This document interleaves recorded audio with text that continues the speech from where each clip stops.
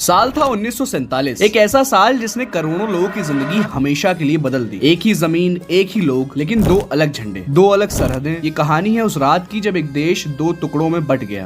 British राज में हिंदुस्तान ने लगभग 200 सालों तक गुलामी देखी थी, लेकिन आजादी की आग नहीं बुझी। फिर चाहे वो गांधी जी का अहिंसा आंदोलन हो, सुभाष चंद्र बोस की लड़ाई हो, या फिर लाखों आम लोगों के सेक्रीफाइसेस।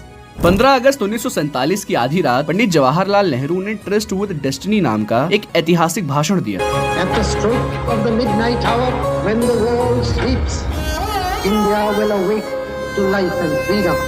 उस रात देश भर में पटाखे फूटे, झंडे लहराए गए और हर दिल में बस एक ही एहसास था कि हम आजाद हैं।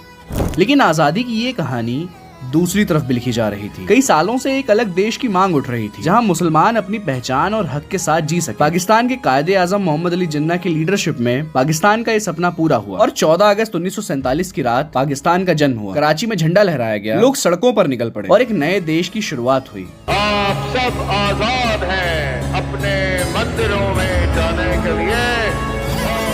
लेकिन इस आजादी की कीमत बहुत भारी थी। लाखों लोगों ने अपने घर छोड़ दिए, फिर चाहे वो हिंदू हो, मुस्लिम हो, सिख हो, सबको बॉर्डर के उस पार जाना था। और आपको ये बात जानकर हैरानी होगी कि इंडिया पाकिस्तान के बंटवारे के दौरान इस दुनिया का आज तक का सबसे बड़ा माइग्रेशन हुआ था, जिसमें 10 से 20 मिलियन लोगों ने अपना घर, अपना देश छोड़ा और एक नई जगह गए। इस दौरान क्या कुछ नहीं हुआ। कई लोगों ने अपने दोस्त खोए, कई लोगों ने अपना परिवार। आलम यह था कि ट्रेनें उम्मीदें लेकर चलती थी, लेकिन कई बार तो लौटती ही नहीं थी, और अगर लौटती थी तो लाशों के अंबार के साथ। इस दौरान कई लोगों ने इंसानियत भी दिखाई। किसी ने जरूरत में पानी पिलाया तो किसी ने अनजान लोगों को आसरा भी दिया। आज हम पीछे मुड़कर देखें तो कितना कुछ बदल चुका है। आज 75 साल से ज्यादा हो चुके हैं। भारत और पाकिस्तान अपने अपने रास्तों पर आगे बढ़ रहे हैं, लेकिन हमारी कहानियां, हमारे गाने, हमारा खाना, सब में एक दूसरे की खुशबू आती है। शायद आने वाले सालों में हम अपने अतीत से, अपने इतिहास से सबक लेकर एक ऐसा भविष्य बना सकें जहां आजादी सिर्फ सरहदों पर नहीं बल्कि दिलों में भी। और फिर शायद हम कह सकें कि हाँ, दो आधी रातें लेकिन एक ही सुबह। इसी के साथ सभी को हैप्पी इंडिपेंडेंस डे।